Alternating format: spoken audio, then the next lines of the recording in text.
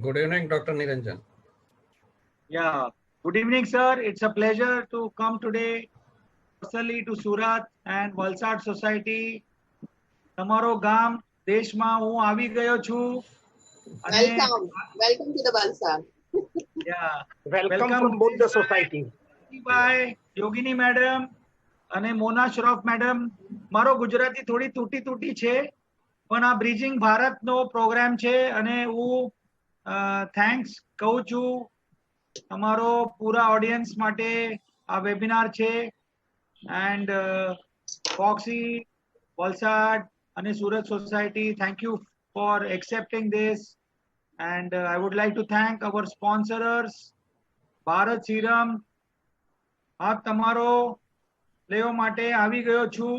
આ wonderful topic છે recurrent pregnancy loss અને મારે સાથે જયેશભાઈ છે. Jayeshbhai is the president of Surat Obstetrics and Gynecological Society. And welcome, sir. He is working at the Paranu Women Super Speciality Kashi Plaza, Surat, and has passed MBBS, DGO, and MD from Srimati NHL Municipal Medical College. PG done under Dr. Behra Mankleshwarya. We miss sir. It was a pleasure to be with him, and thank you so much. You have already Foxy recognized ultrasound training center, and you have already trained more than 100 gynecologists. I came to know that your topic of recurrent pregnancy loss is very dear to your heart, and you have also taken training for ultrasound with Dr. Suresh and fellowship in IVF in BSCC. Very good orator. And you have participated in various local, state level and national CMEs. Welcome Jayesh Bhai. Thank you so much. Dr. Percy Kharas. Kem cho sir? Kem cho? How are you? Sir, majama. Welcome all the participants. Yeah, I miss your Alfonso. Yeah, do come down. Do come down. Thank you, sir. So, Dr. Percy Kharas, you already know, India should know, he is the president of Valsad Obstetric Gynaec Society. Last year president. Yeah, last year president, and he was a founder president. Thank you for correcting that. And he has his own ICSI and IVF center at Valsad, practicing since 1986. He has done MBBS, DGO and MD from Government Medical College in Surat, and he has also Center for Sexual Medicine. He has his own excellent IVF and IUI lab, which is the low-cost IVF, presented many papers and articles in national and international conferences, and he has dedicated his life for women's healthcare, and he concentrates on women of the third world in this new millennium. So welcome Percy sir. Thank you so much. Thank you for the nice introduction. Thank you. Welcome. And then we have our two young ladies from Valsad, Dr. Yogini G. Rolekar. Hello sir. President of Valsad Society. She has an own practice, own private maternity and gynecological hospital, that is Yogini Maternity Hospital, doing ultrasound and running IUI center for last 13 years. Her mission of life is for female health awareness and work for women's empowerment activities. We all know she was the secretary last year, and presently she is the president. She has been also meeting us in the Foxy PSC and Foxy Adolescent Committee, and is a very big motivational speaker, especially for adult females of health awareness and women's empowerment. Thank you so much. You got many awards. I can name them few, as the Wonder Foxian Award, and you have done a lot of workshops on menstrual hygiene, on adolescent health workshop, and you're also associated with various social organizations. I can see them: Jalasai, Jan Seva Charitable Trust, Mahaya, Vanchi, Mumbai Samaj, and got many awards. So today you will be there with us as a panelist. Thank you, madam, so much. Thank you so much. Welcome, Dr. Mona Sudeep Shroff. And you have done emergency obstetric care project from John Hopkins and ICOG Government of India initiative since 2004.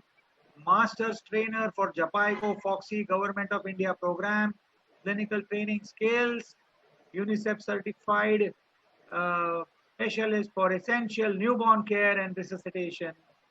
She has also been the assistant professor at the Surat Municipal Institute of Medical Education and Research from 2004 to 2008.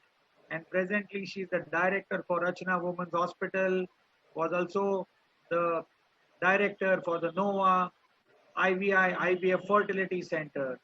So madam, you are the secretary of the Surat Obstetric in 2009 and 10. So you are going to be our panelist for this recurrent pregnancy loss CME. Thank you so much to be here.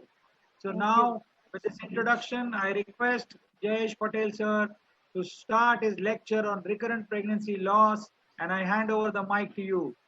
It's all, the floor is yours. Thank you so much. Thank you, Dr. Niranjan, for a nice introduction of everyone.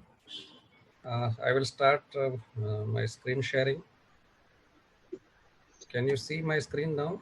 Yes, sir. You can make it full screen. Thank you. Okay, yeah. So today the topic given to me is recurrent pregnancy loss, and it is a very big topic, but I have been given only 15 minutes. So I will run a little bit fast. So keep with pace with me. First, the definition. There are controversies in definition also, but usually people accept that 3 consecutive losses of clinically recognized pregnancies of less than 20 weeks is considered as recurrent pregnancy loss.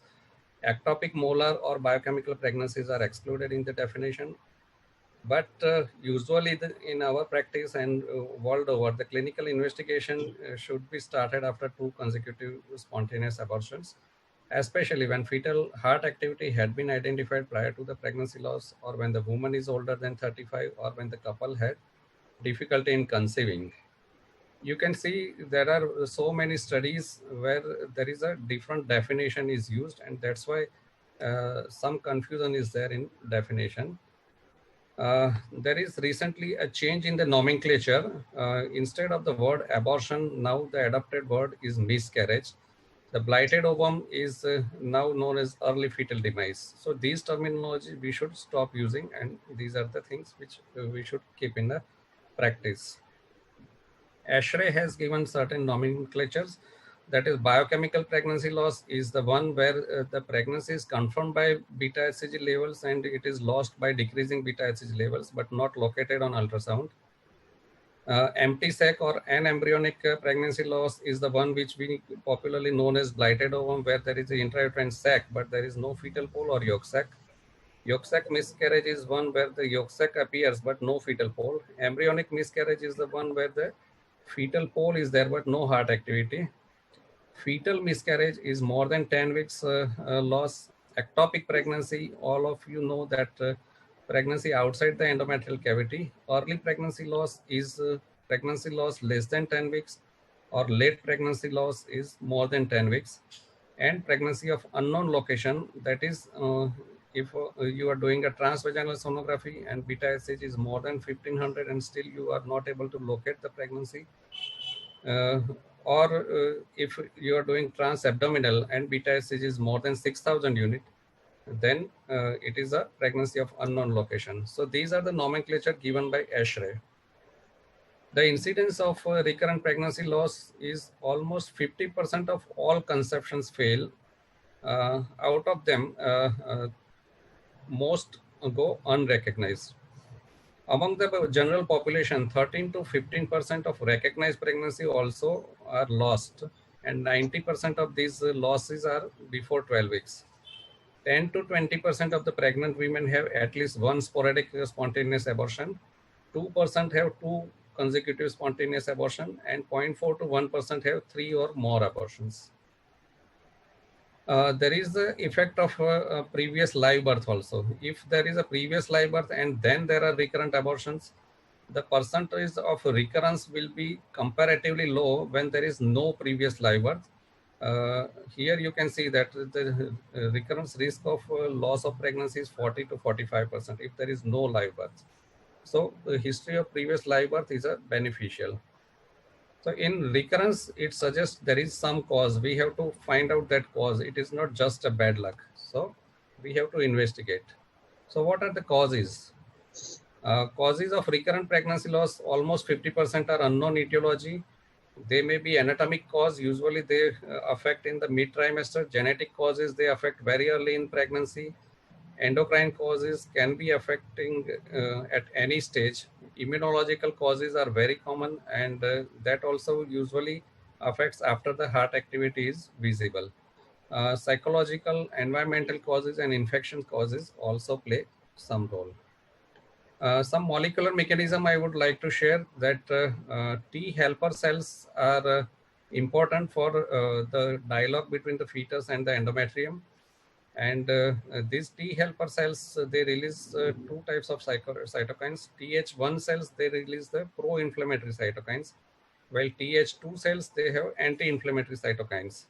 So Th2 cells have humoral kind of immunity, and Th1 has cell-mediated immunity. What happens in pregnancy, that is a normally progressing pregnancy, the balance is towards the Th2, where the anti-inflammatory cytokines are more active. So in pregnancy, rheumatoid arthritis gets improved because pro-inflammatory cytokines are less, while anti-inflammatory cytokines increase. So SLE will worsen in the pregnancy. These mechanisms come into play by the action of progesterone, which acts by progesterone-induced blocking factor. And this blocking factor is responsible for balance towards the Th2. But if that blocking factor decreases, like use of mifepristone, or there are anti-PIBF factors, then balance will be towards the Th1 and you will have a miscarriage.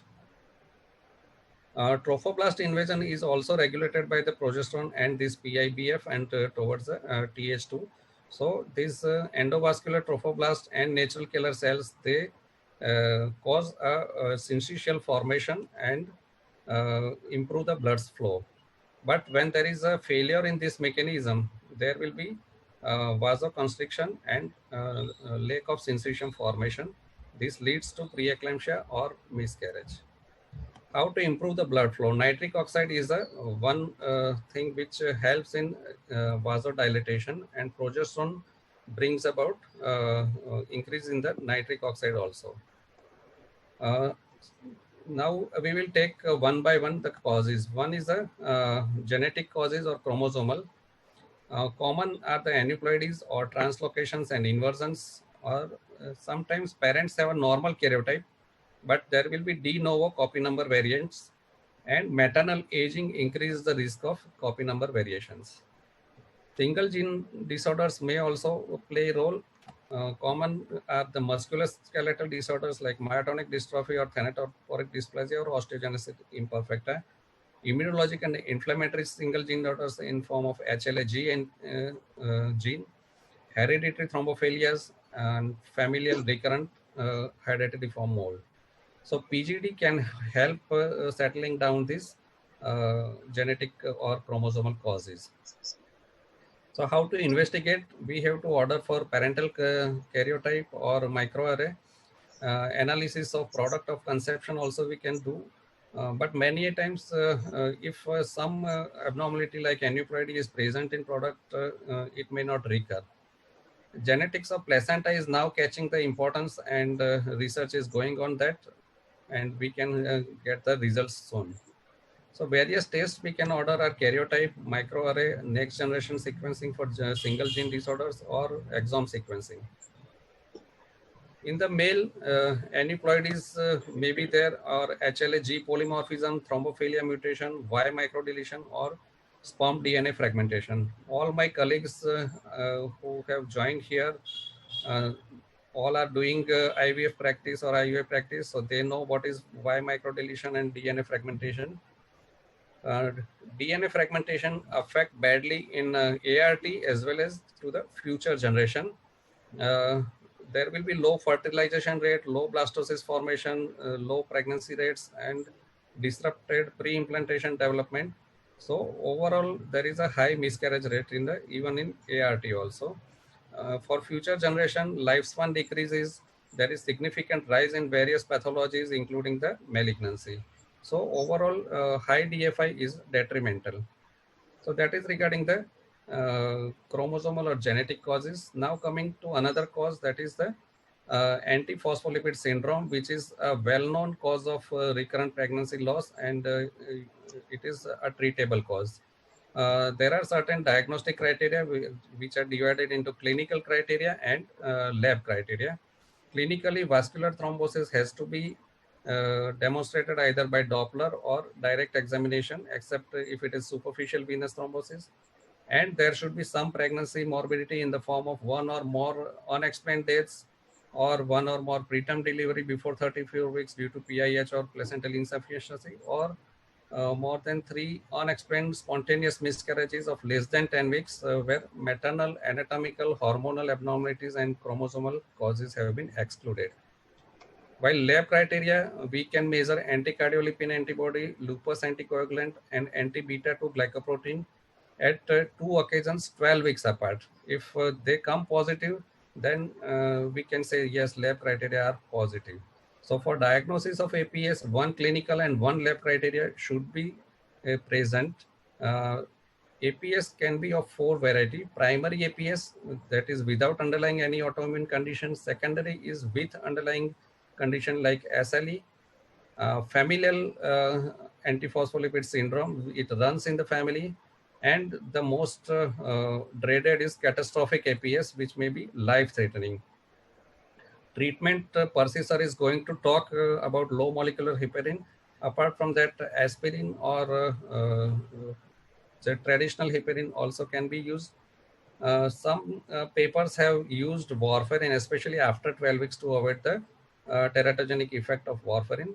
Steroids usually have no significance, but still some studies have done use of steroids. IV immunoglobulin, plasmapheresis, and fluvastatin are also tried.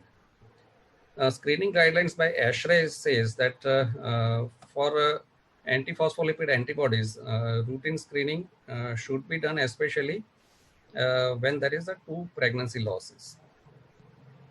Autoimmune disorders, one is a thyroid, where we can detect the antithyroid antibodies, that is anti-TPO, anti-thyroglobin, or TSH receptor antibodies, and we can treat it by maintaining the TSH level less than 2.5 throughout the pregnancy.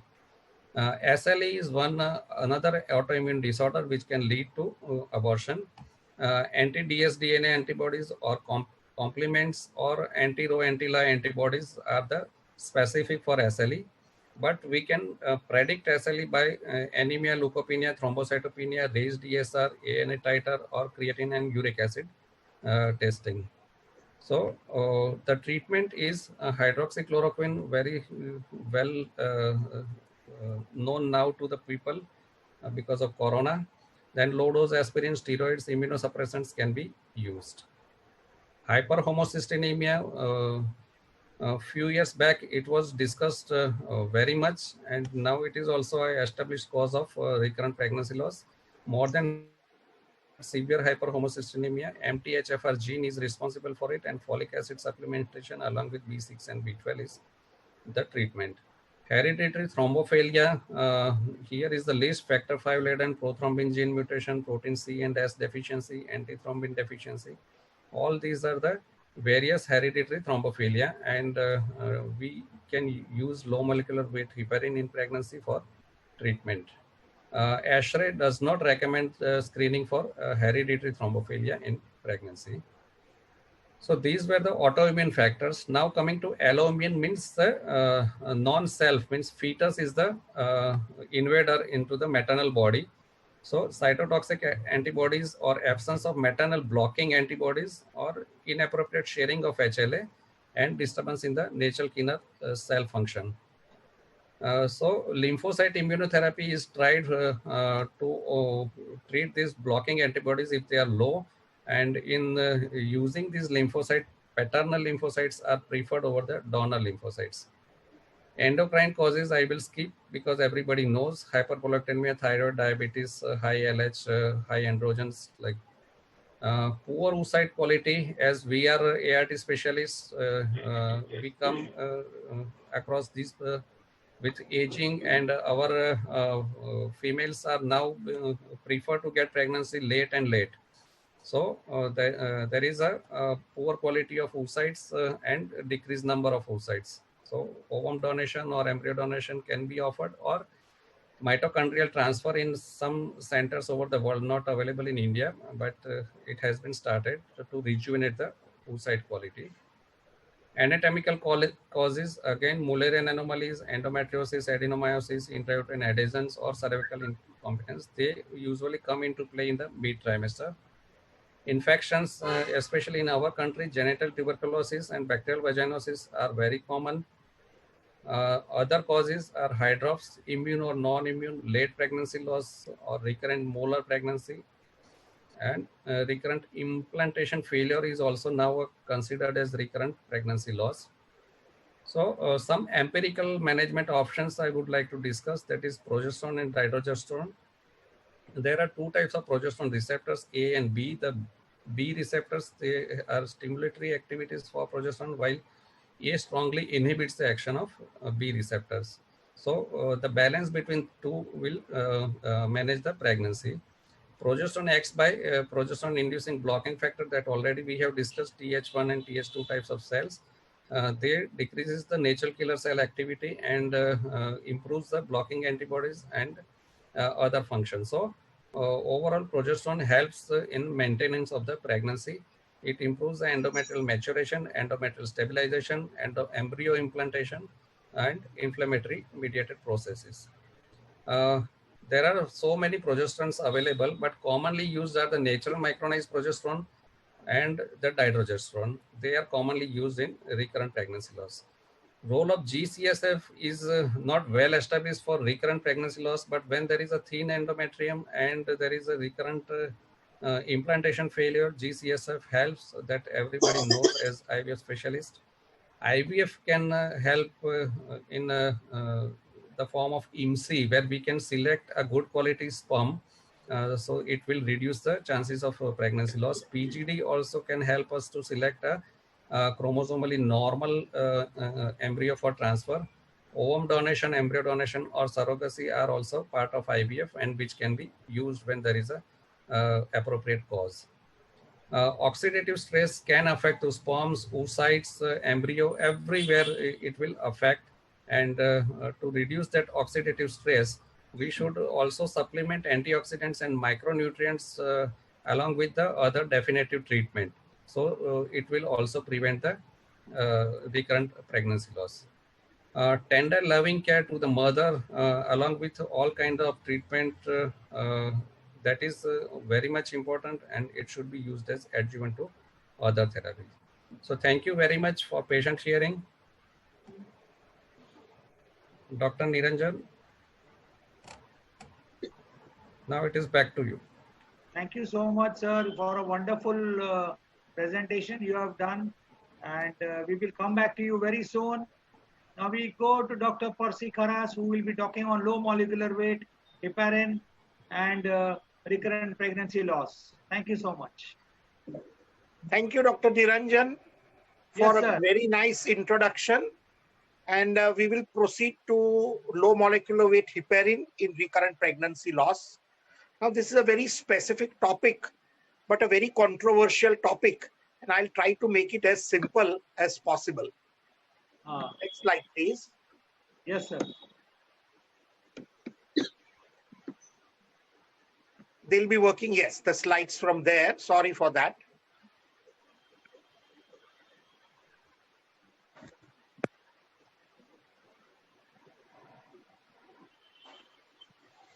Yeah, can you hear me? Yes, sir. Yes, sir. Thank you. Please Hello? go ahead.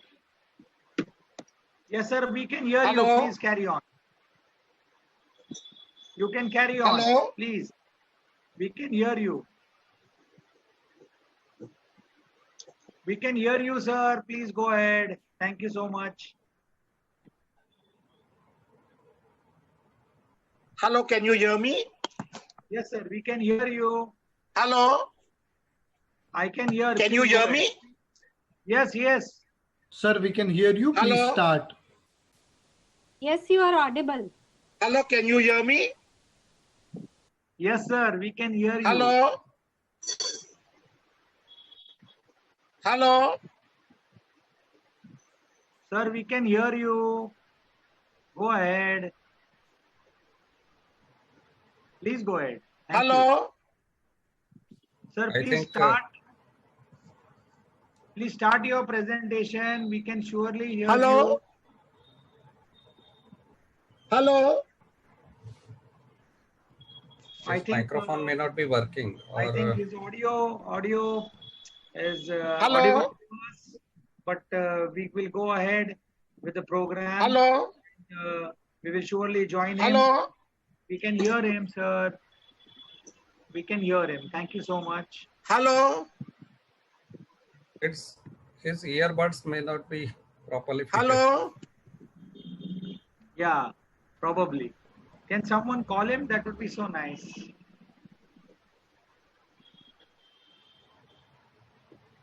Hello? These are all the small glitches which we come across in our TOG webinar and any other webinar.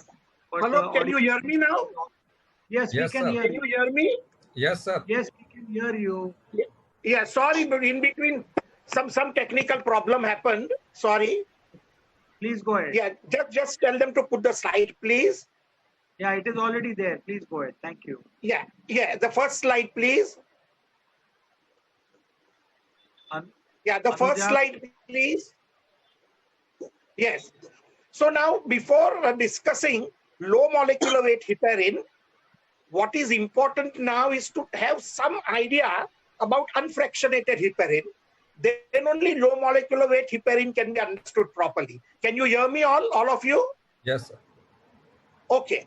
So, actions of heparin, inactive by itself as an anticoagulant, requires the presence of plasma cofactor antithrombin 3, AT3. Now, this is very important to remember.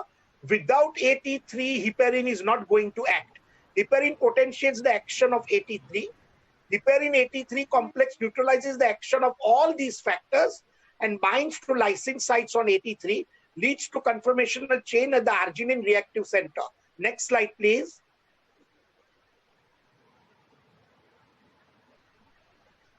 AT heparin complex. This just shows how the heparin AT3 complex inactivates the coagulation enzyme factor, all these numerous factors, and the thrombin-induced activation of factors 5A and 8A is inhibited by the heparin AT3 complex. Next slide, please. Heparin binds to saturate sites on the endothelial cells. It is internalized and depolymerized. It displaces platelet factor 4 from the endothelial cells, a protein that neutralizes heparin. Next slide, please. Heparin anticoagulant action is modified by fibrin. Clot-bound fibrin binds thrombin and protects it from inactivation by heparin AT3. Platelets binds factor 10A and protect it from heparin AT3 complex inhibition and by secreting platelet factor 4. Not the case with hirudin, AT3 independent. Subendothelial thrombin is protected from heparin AT3 as well. Next slide, please. Now, what are the adverse effects? See, these are some reasons why unfractionated heparin is nowadays not being much used and not advised, because major bleeding, thrombocytopenia with thrombosis, osteoporosis, even rare cases of anaphylaxis, skin necrosis, local urticaria, all these problems are many a time seen. Next slide, please. Induced thrombocytopenia, 2 forms, mild reduction in platelet count, and platelet count usually remains about 1 lakh, then the bleeding risk is minimal. Next slide, please. Heparin-induced thrombocytopenia and thrombosis, severe reduction in platelet count 7 to 14 days after initiation of therapy with full dose or low dose heparin. This is again one of the problems with unfractionated heparin. May be associated with thrombotic complications, including arterial thrombosis with platelet fibrin clots that may cause MI or stroke. Presence of antiplatelet IgG in patients with severe form. This is something which is being studied now, and very soon we'll get reports of that. Maybe less common with heparin from TOG. Laboratory monitoring, APTT, TCT therapy, routinely monitoring by means of APTT. Clotting time of 1.5 to 2 times the normal means APTT value is therapeutic. Initially, the APTT should be measured and the infusion rate adjusted every 4 hours. See, why I put this slide is heparin laboratory monitoring and heparin monitoring in the ward is a little clumsy, little complicated, not as swift as low molecular weight monitoring. Some patients may not show prolongation of APTT unless very high dose of heparin are used. Presence of an increased concentration of factor 8 will give rise to a very short control of APTT. Accelerated clearance of heparin may exist. Inherited AT3 deficiency, acquired AT3 deficiency. Anticoagulant effect of heparin disappears within hours after discontinuation of the drug. Mild bleeding due to heparin can be controlled without administration of an antagonist. Antagonists are used if bleeding is life-threatening. Next slide, please. Next slide, please.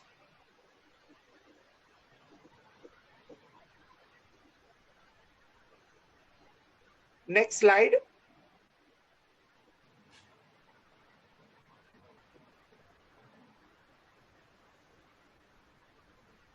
No, the previous slide, I think. The previous slide. Yeah, after that. The next slide, next slide. Next slide. Yes. Go on clicking. Next slide. Yes. So the degree of over anticoagulation, presence or absence of bleeding, a specific immediate heparin antagonist, that is protamine sulfate, has to be used. Next slide. Use is 25 to 50 milligram intravenously. Side effects largely allergic in nature. Pregnancy heparin is the anticoagulant of choice. Was before, but we will see further why, because of osteoporosis and number of problems, we have now switched over to low molecular weight heparin. Next slide, please. So enoxaparin and dalteparin are the common low molecular weight heparins which are being used nowadays, contain a low proportion of critical pentasaccharide sequence that the parent compound. They increase the action of AT3 on factor 10A, but not its action on thrombin. This is very important compared to usual unfractionated heparin which was used previously. Next slide, please. The low molecular weight heparins are not inactivated by platelet factor 4. Therefore, activity extends to factor 10A bound to platelet membranes. In clinical doses, no effect on platelet reactivity, PT or APTT.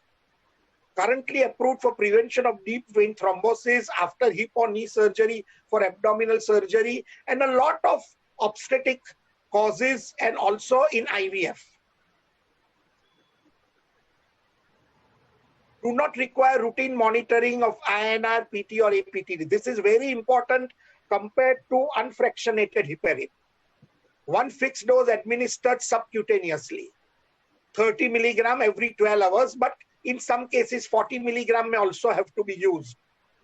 Must not be administered intravenous or never IV administered. It is always subcutaneous. Use with caution in patients with history of heparin-induced thrombocytopenia. Reversal by protamine 1 milligram for each milligram of low molecular weight heparin. Next, please. Now, this is a very interesting chart on unfractionated heparin, low molecular heparin, and the new fondaparinux. Now, we do not have time. See, I have to finish my talk in about 15-20 minutes. We do not have time to discuss each one of these. Otherwise, it would be very interesting to the listeners. But if you see carefully the slide, routine monitoring, dosing frequency, clearance, pregnancy, breastfeeding, ability to cause HIT. HIT means heparin-induced thrombocytopenia. Use in heparin-induced thrombocytopenia treatment. Use in patients with a history of heparin-induced thrombocytopenia. If you study this carefully, you will see that the best is low molecular weight heparin, much superior compared to the previous unfractionated heparin. Yes, fondaparinux is as good as low molecular weight heparin, but the main problem is it's not available everywhere. And secondly, not many papers have come of its use in clinical practice. And therefore, for a patient who's a serious problem and we require to use, people usually fall for low molecular weight heparin rather than the new fondaparinux till it proves itself. Next slide, please. A very good comparison of enoxaparin with dalteparin and tinzaparin. Now, Lovenox, which we all know, is a very good product. Fragmin is also a good product, but not available everywhere. And tinzaparin is a new product, that is Inohap. Again, the same problem, not much in use, not very many papers. So it's very difficult to speak much about tinzaparin. But if you see the concentration IU per ml of all the three, the anti-XA activity. Now, what do you mean by anti-XA activity? It is a lab parameter which measures unfractionated heparin and low molecular weight heparin. If you see the dosing based on selected indication in patients with normal renal function, prophylaxis of deep vein thrombosis, treatment of active symptomatic deep vein thrombosis, treatment of symptomatic VTE in patients with cancer, and all these factors. Also, our management in pregnancy, management in IVF patients, you will observe that Lovenox is far more superior to Fragmin and Inohap both. And that's why Lovenox has been very commonly used by all of us. I'm not going into the detailed doses of each to be used in each factor, but efficiency of Lovenox and superiority of Lovenox is definitely proved compared to the other low molecular weight heparins. Next slide, please. Monitoring UFH. Now, I've just put this slide and not going into much detail of it, just to show that monitoring unfractionated heparin, which we used to use previously, I've also used before many years, it is very difficult and very clumsy compared to the simplified monitoring of low molecular weight heparin. Next slide, please. Now, this is a very important and a very interesting slide of low molecular weight heparin. There is a protocol for use of enoxaparin. If a patient is unable to tolerate unfractionated heparin, as I already told you, a lot of problems with it due to injection site reaction, example, hives, wells, itching, osteopenia, osteoporosis, or heparin-induced thrombocytopenia, informed consent is obtained and patient is started on enoxaparin. Enoxaparin is a very good compound which gives very good results. Patient with only one isolated low risk factor may be eligible to have anticoagulant therapy discontinued after the first trimester. Patients are referred for diagnosis management of thrombophilia by the obstetrician or primary care provider later on. Risk factors for venous thromboembolism or pregnancy loss. Why does pregnancy loss occur? Why does venous thromboembolism occur in these women? Positive ANA, anticardiolipin antibodies, these are all the risk factors. IUGR, history of IUGR, prothrombin mutation, lupus anticoagulant, antiphospholipid antibody syndrome, APLA, factor V Leiden, infertility unexplained, history of CVA or deep vein thrombosis or VTE, history of stillbirth, elevated platelet aggregation score, elevated lipoprotein, homocysteine, history of miscarriage, history of preeclampsia, antithrombin 3 deficiency. See all these factors, and last but not the least, the health syndrome, hemolysis, elevated liver enzymes, and low platelet count, which three make the health syndrome. This is very, very important to know whenever you are trying to study a patient with venous thromboembolism in pregnancy or repeated pregnancy loss. Dosing, starting dose is 30 milligram subcutaneous every 12 hourly, but as I said, 35 to 40 milligram 12 hourly can be given for greater gestational age. And goal anti-XA level, target range for prophylaxis is 0.2 to 0.4 IU per ml. Anti-XA level obtained weekly at 5 to 6 hours post-dose. This is very important. Don't just send for anti-XA level at any time. Send it at 5 to 6 hours post-dose. Monitoring interval may be extended for patients who have been stable on the same dose for several visits. Next slide, please. Protocol for use of enoxaparin. Prophylactic dose adjustment. Anti-XA level dose adjustment. Less than 0.1 increase by 3 to 5 milligram per dose. 0.2 to 0.4 continue same dose.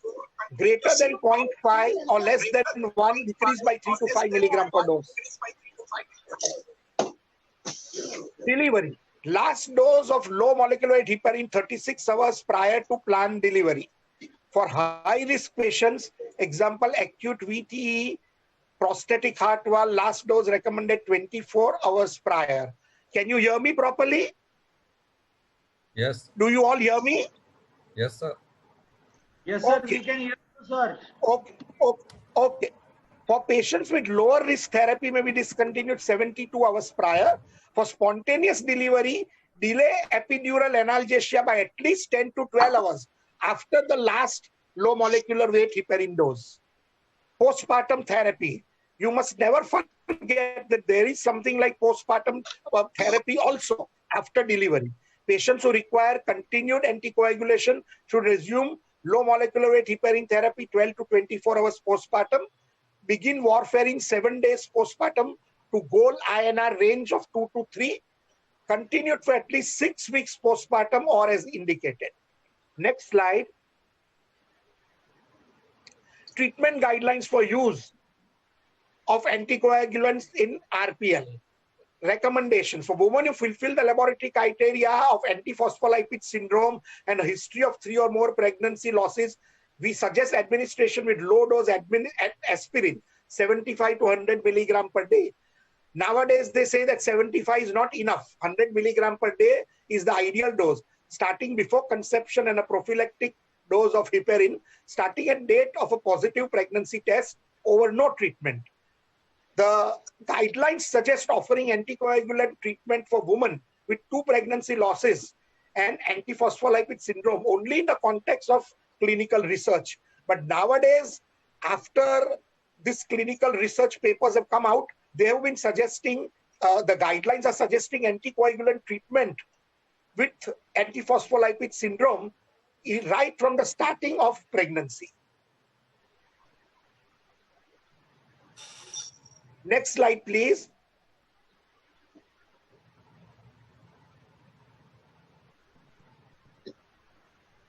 RCOG guidelines. Pregnant women with antiphospholipid syndrome should be considered for treatment with low dose aspirin plus heparin to prevent further miscarriages. Next slide. Now, this is a very detailed slide about how to approach recurrent pregnancy loss 2 or more unexplained, recurrent pregnancy loss 3 or more unexplained and with antiphospholipid syndrome, recurrent pregnancy losses 2 or more and inherited thrombophilias, history of severe preeclampsia unexplained. See, if we start discussing this slide, it's a very interesting slide.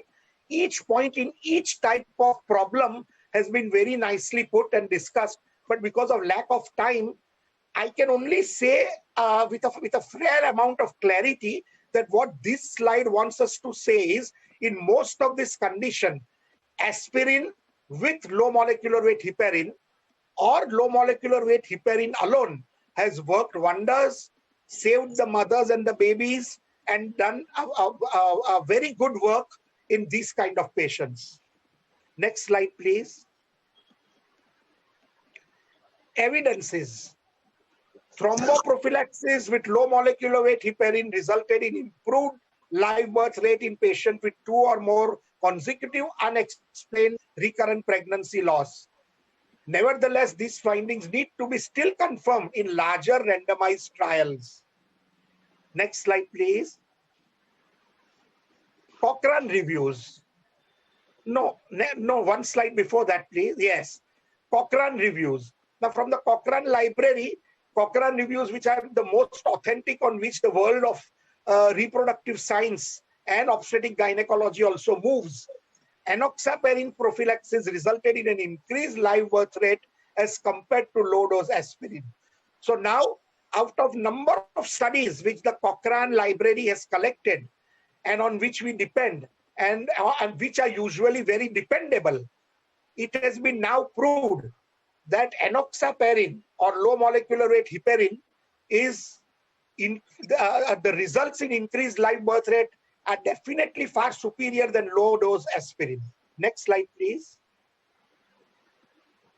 See, this is a comparison between enoxaparin and low dose aspirin, and the comparison with the number of patients who have had very good results very clearly show that enoxaparin is far superior to low dose aspirin. Next slide, please. Protocol for use of enoxaparin during pregnancy results from 85 pregnancies, including 13 multiple gestation pregnancies.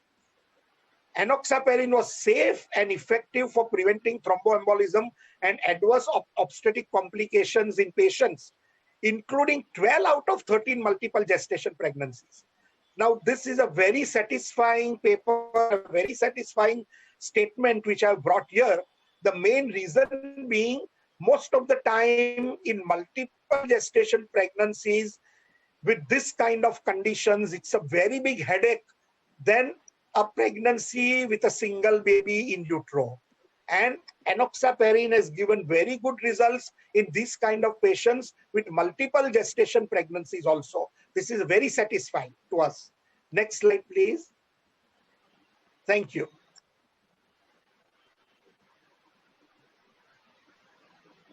Thank you so much. Thank you so much, Dr. Percy. It was a wonderful presentation. Yes, thank you, sir. Thank you. Thank you, all of you. So wonderful presentation you have done today, and I'm very happy that both the presentations were on time. Thank you, both of you from Surat and Valsad Society. We have got many questions which are lined up here. So can we begin with the question answer sessions with your permission, sir? Yes, sir. Go ahead. Yes. Thank you. Yes, Thank you so much. So welcome Mona and Jayesh and Percy. We will go ahead with the presentation which you have already done. So the first question is to Dr. Jayesh, sir.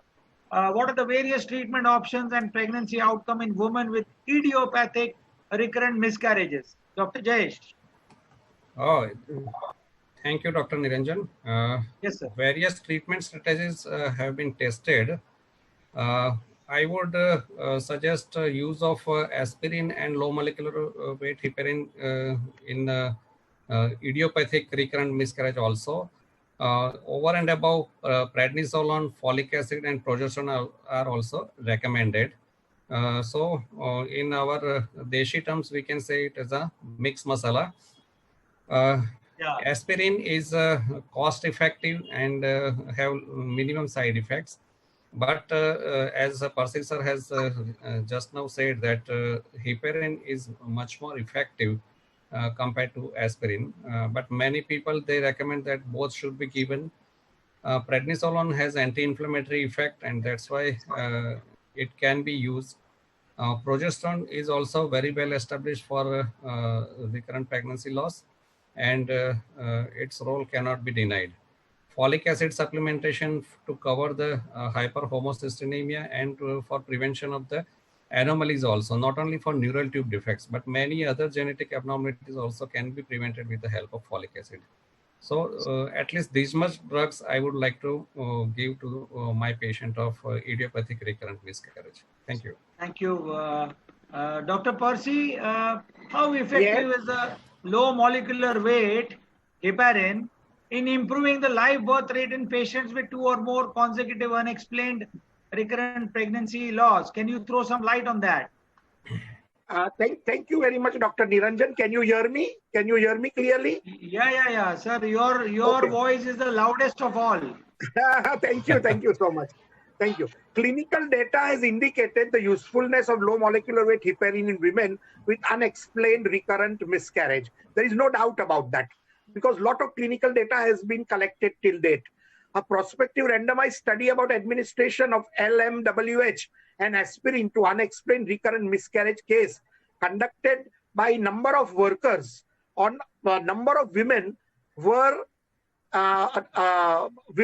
randomized at 40 milligram enoxaparin group and 100 milligram aspirin group.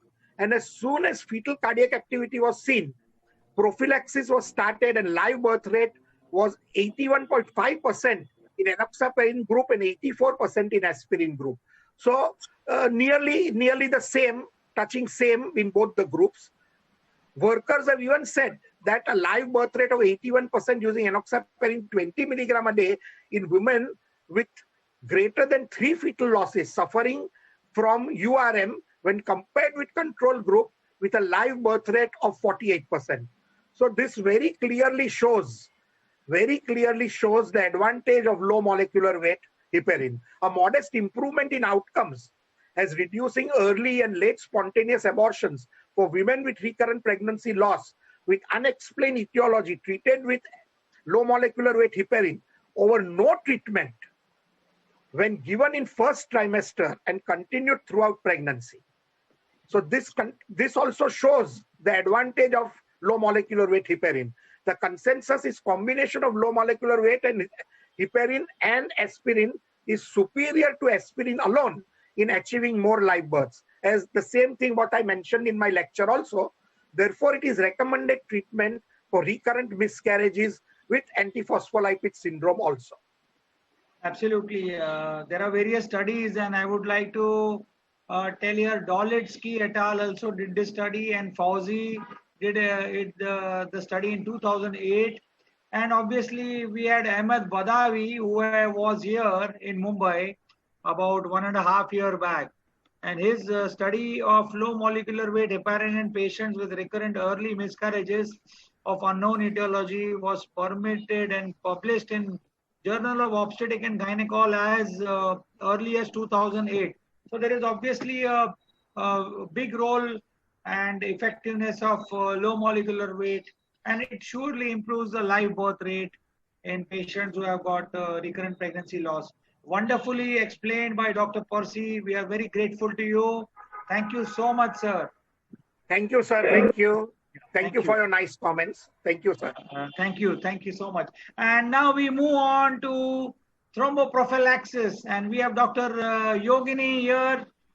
Can you please throw some insight on this, that whether it should be given to women with previous history of recurrent miscarriages of unknown etiology? Should thromboprophylaxis be done in such cases? Dr. Yogini. Please unmute your mic. Thank you so much.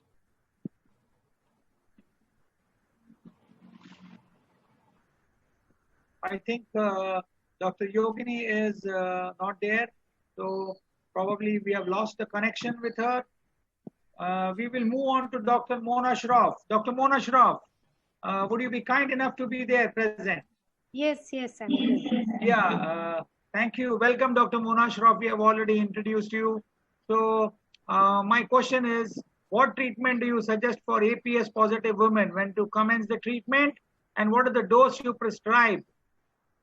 Okay, so for antiphospholipid syndrome, to commence the treatment, the woman has to fulfill the criteria, whether the clinical criteria or the lab criteria, either of it, and only then we should start the actual treatment for APS. And the lab criteria should be at least 6 weeks apart if twice it is positive. Then once the diagnosis is confirmed, there are again 2 schools of thought, as already discussed by Dr. Jayesh Bhai also, that earlier we used to start after 7 weeks, that is after the onset of cardiac activity. But now the recent data says that the heparin can be started earlier. So even through the luteal phase, if it is an IVF cycle or if it is a non-IVF natural pregnancy, in that case, then we start as soon as the pregnancy test is positive. The dose would be depending on like the type of heparin what we are using. A combination is already nicely narrated by Dr. Percy that we use a combination of aspirin, low dose aspirin and heparin. And most of us use enoxaparin as the most preferred form of, because of the less side effects, no monitoring needed. So if we are using for prophylaxis, it is usually lower, that is 0.4 to 0.6 milligrams per kg body weight per day. And if it is for therapeutic purpose, it is higher, like 0.8 to 1 milligram per kg per day. So that ranges from 20 IU per day. If it is a very thin patient, 20 to 30 IU per day for prophylaxis, to up to 60 to, even in some cases, obese patients, up to 120 milligrams per day in divided doses. Okay. Okay. Thank you. Thank you so much, Dr. Mohan. Thank you so much. Dr. Jayesh, can we go ahead with the next question to you? Yes, I'm ready. Yeah. Can you clarify on the low molecular weight heparin and its use in women with inherited thrombophilia? In case of inherited thrombophilia, ACCP guideline as well as RCOG guidelines are there, but they differ with each other.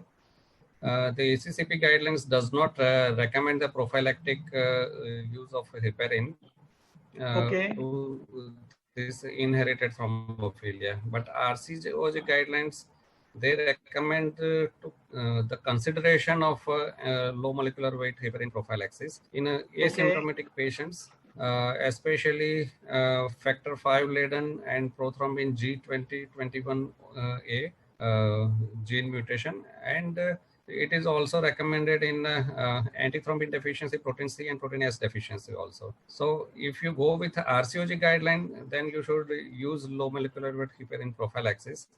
Clinicians like us, they are obliged actively to manage such risk factors, and whenever there is a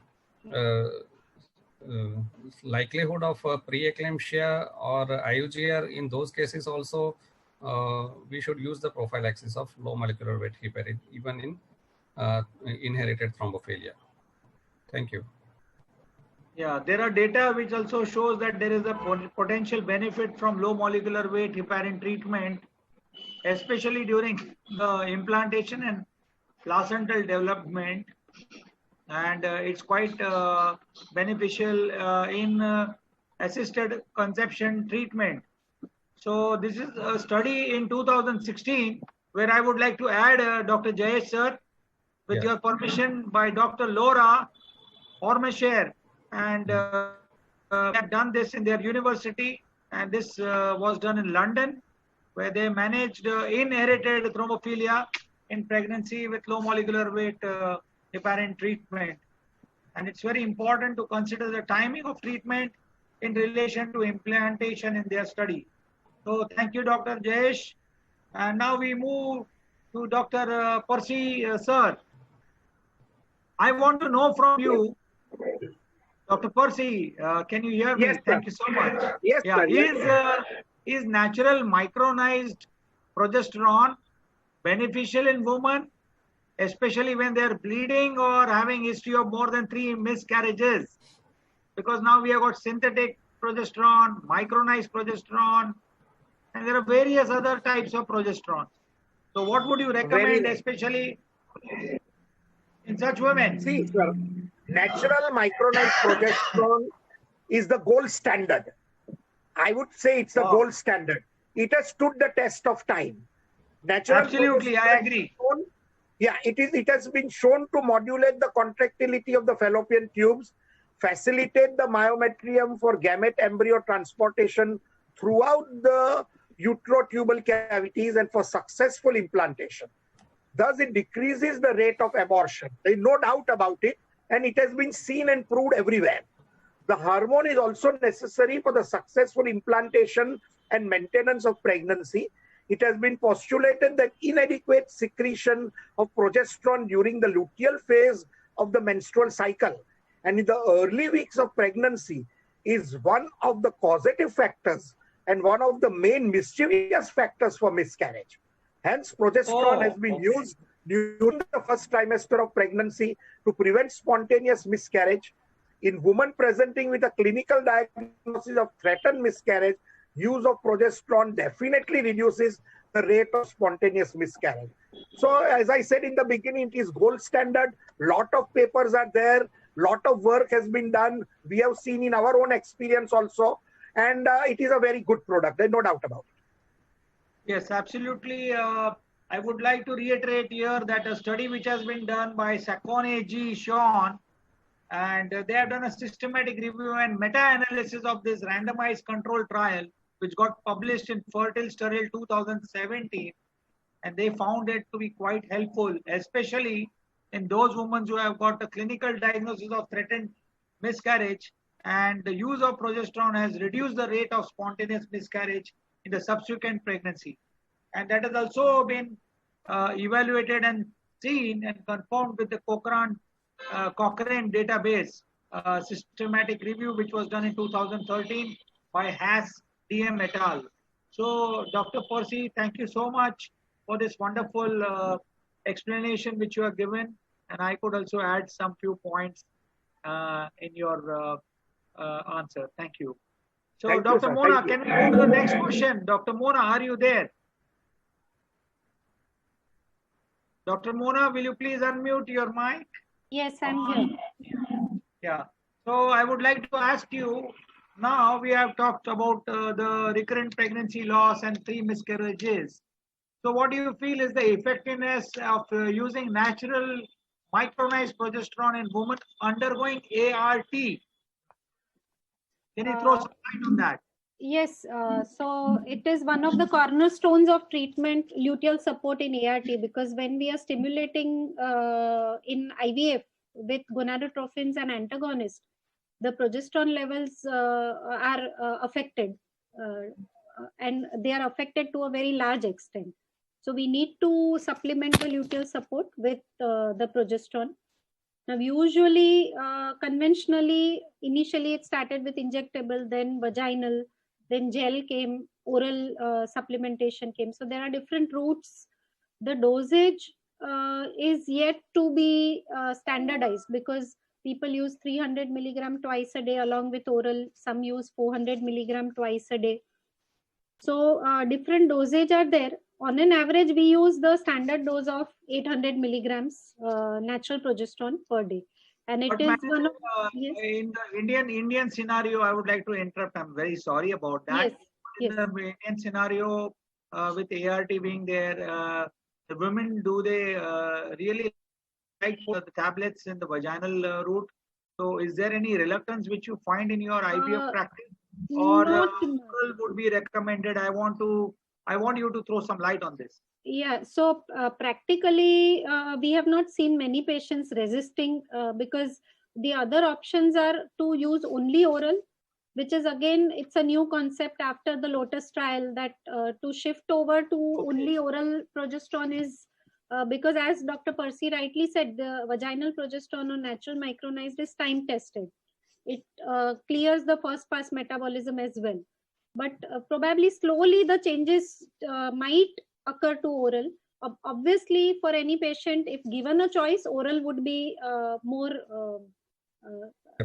better to take oral, because some even have a lack of privacy to insert the tablets and all.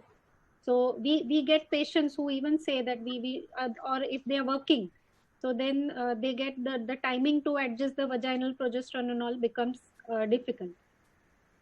And then there is, but the Lotus trial has definitely proven that oral is equally effective, as effective as vaginal progesterone but that is a comparison between dydrogesterone and natural progesterone.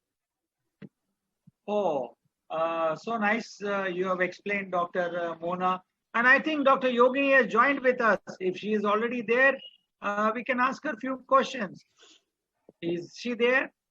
Otherwise, we will move on to the next speaker, and that would be better. She's there. So thank you. She's there? Yeah, she's Oh, there. She has to so can I unmute hear her herself. voice? Yes, I'm here. Oh, In Doctor. between, all the system got, I don't know, something was wrong. Yeah. Doctor, are you there? Can you see the presentation and the question answers which are there in front of you? Then we will go ahead and ask to you. Yes, please. Or should we come back later? You decide and tell us. You can. Okay, thank you. So nice of you. So we are continuing right now on micronized progesterone and the route of administration, and the vaginal administration is there, and oral administration is there. So can you throw some light on oral administration as compared to the vaginal progesterone? And we have to do as a supplementation in LPS. See this, like during the luteal phase of the treatment, oral administration resulted in a significantly higher progesterone levels and a significantly lower concentration of progesterone dependent insulin-like growth factor binding protein 1. Now, the investigators suggested that the vaginal progesterone stimulation of insulin-like growth factor binding protein 1 may result in a lower pregnancy rate by deterring embryo implantation. So we have got two schools of thought. One is oral and one is vaginal. So I think as Dr. Mona reiterated and you have also reiterated, oral administration seems to be a better option for luteal phase support, and especially it will be helping to increase the pregnancy rate by deterring the embryo implantation. It will be helpful for the embryo implantation. So thank you, doctor. So we come back to now Dr. Jayesh. Dr. Jayesh, can you hear me? Yes, I can. Yeah, thank you. Sir, there are various tests for diagnosis, and you are an expert in your field of recurrent pregnancy loss when I just discussed with you 3 days back. So can you just highlight some of the tests which can be done for this diagnosis, and how would you approach a case of RPL? Obviously, you have covered that in your talk also, but there are many viewers who have joined us now and they would like to hear from you again. Thank you so much. Okay, we will go cause by cause. For uterine factors, 3D ultrasound or sonohysterography or HSC or hysteroscopy or MRI can be used for diagnosis. Hysteroscopy is useful for treatment also. Septal resection correction. Correction of the shape of the cavity. Asherman also can be corrected with hysteroscopy. Myomectomy laparoscopically can be done. Polyp removal, adhesive lysis, all this can be possible with hysteroscopy. Then antiphospholipid syndrome, I have already discussed the diagnosis that we have to go with clinical and lab criteria. Among the lab criteria, anticardiolipin antibody, anti-beta-2 glycoprotein, and lupus anticoagulant has to be there at least at 2 occasions 12 weeks apart. And if it is present, then we can say it is a antiphospholipid syndrome, and already treatment is discussed, that is heparin and aspirin. Endocrine abnormality like thyroid hypothyroidism, if it is there, we can treat with altroxin. Prolactin is hyperprolactinemia, can be corrected with bromocriptine or cabergoline. If it is diabetes, we have to correct with either weight loss and dietary modification, or metformin, or if necessary insulin also. Genetic causes, we can order for karyotype of product of conception or parental karyotype, or for single gene disorders we can go for exome sequencing or next generation sequencing. For treatment part of the genetics, usually there is no treatment if something is abnormal, but we can have multiple embryos and we can do PGD, and out of them, out of many embryos, we can select the normal embryos for embryo transfer. Among the environmental factors, we have to screen for smoking, drugs use, alcohol, caffeine intake. So all these factors we have to remove if there is a presence of these factors. Psychological support, I have told that tender loving care is necessary, and if necessary, psychiatric reference also we can do. In case of unexplained infertility, we have to test all these tests to rule out all the factors. But if there is everything comes normal, we can treat these patients with progesterone supplementation, immunomodulating agents, and PGS also if necessary. And empirical treatment with heparin and aspirin also can be tried. In case of luteal phase defect, we have to treat it with the progesterone. That is a proven therapy. If there is a chronic endometritis as a cause, endometrial biopsy will prove that it is endometritis, and antibiotics will help. Other infections, if they are present, then also we can give the antibiotics after doing the cultures. In case of male factor, especially the DNA fragmentation is there, we can do the DFI.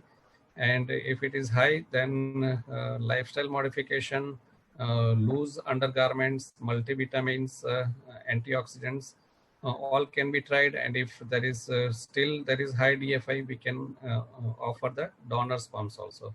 So we have to try to find out the causative factor with various tests. And if we can find out the cause, we have to treat that cause. And if there is unexplained, we have to give the empirical therapy in the form of either progesterone, heparin, aspirin, or prednisolone. Thank you. Oh, wonderfully explained, sir. And I have to show you something just from my kitchen. We have made dokla. Oh, I'm offering you dokla. actually, it's a specialty of Surat, Khaman, and Dokla. Yes, sir. Yes, sir. I hope you can see. Yes. So, viewers, we are in Surat right now. I'm in Surat, and it's dinner time. We will be having dokla. Come on. Thank you. Company of Alfonso will also there along with Dokla. Yes, sir. Yes, sir. Percy, sir. Yes, sir. Yes. Sir, we have already taken that question about clinical diagnosis of, threatened miscarriage, which you have answered before with natural micronized progesterone, where Sacconi and Hess has already taken, done trials and Cochrane. So can we move to the next question, sir? Yes, yes. I want your insight on, can we combine low dose aspirin or LMWH with oral micronized progesterone in patients with recurrent early pregnancy loss? And does it result in improved live birth rate and low miscarriages? In your practice, what have you to say, sir? Dr. Niranjan, one by one, very nicely you have taken all the questions coming from the audience, because these are the usual questions which audience wants to know, and these are the usual question marks in their thinking. So we have to help them out with whatever we know regards this topic. A small trial showed comparable results with low molecular weight heparin plus aspirin as an alternate to unfractionated heparin and aspirin in the management of recurrent miscarriage secondary to APS. Now, as we all know, previously unfractionated heparin and unfractionated heparin with aspirin was much used. But nowadays, these new trials are putting in low molecular weight heparin plus aspirin and showing very superior results. A combination treatment consisting of high dose, low duration prednisolone, progesterone, and aspirin also showing very good effective treatment. So actually, two groups of workers going parallel at present in showing us results, one with low molecular weight heparin and aspirin, another with prednisolone, progesterone, and aspirin. Women with a history of idiopathic recurrent miscarriage were treated with prednisolone 20 milligram per day, progesterone 20 milligram per day for the first 12 weeks of gestation, aspirin 100 milligram per day for 38 weeks of gestation, and folate 5 milligram every second day throughout their pregnancies. 50 of the 80 women became pregnant. They were compared with 52 women with idiopathic recurrent miscarriage, matched for age and number of miscarriages, who became pregnant without treatment during the same observation period. And what were the results, which would be very interesting for all to know?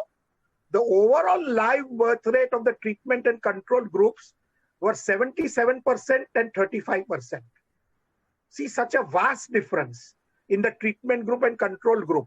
So very well we can know that the treatment group has given very good results.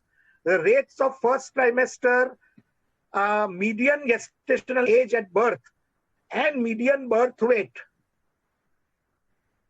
did not differ between the groups. Conclusion, a combination treatment of prednisolone, aspirin, folate and progesterone in association with a higher live birth rate compared with no treatment at all in women with recurrent, idiopathic recurrent miscarriage, but this showing the same results as low molecular weight heparin plus aspirin also. Thank you. You have to unmute yourself. Yeah. Thank you so much. Wonderful presentation, wonderful question answer session, which has been going, and we're very happy. And I think it's already dinner time. So, I think we have covered all the questions which have come from the audience. Most of the questions we have covered up. So while I end with a few thoughts which are personal, Namaskar Dosto, I want to dwell on them. My thoughts, some which I came across. Communication again. Have we ever thought we are like remote controlled devices? We receive verbal, visual commands, process them in context, and take what we think is right. Am I right? Yes. But while doing this, we invest, we invoke. We have got multiple chemical reactions inside our bodies. Some of it we store inside us and continue to refer to it. This plays a very critical role in our behavior, in our actions, and how we progress in life. It is not easy to give ourselves time to pause, relate in context, evaluate choices, and take appropriate actions. We are exposed to many such potentially important situations daily in our personal, in our professional, and social life. So it's wishing you all that it's always, you have to find time, right attitude, see holistically, view, and courage to choose what is right and make things better than before.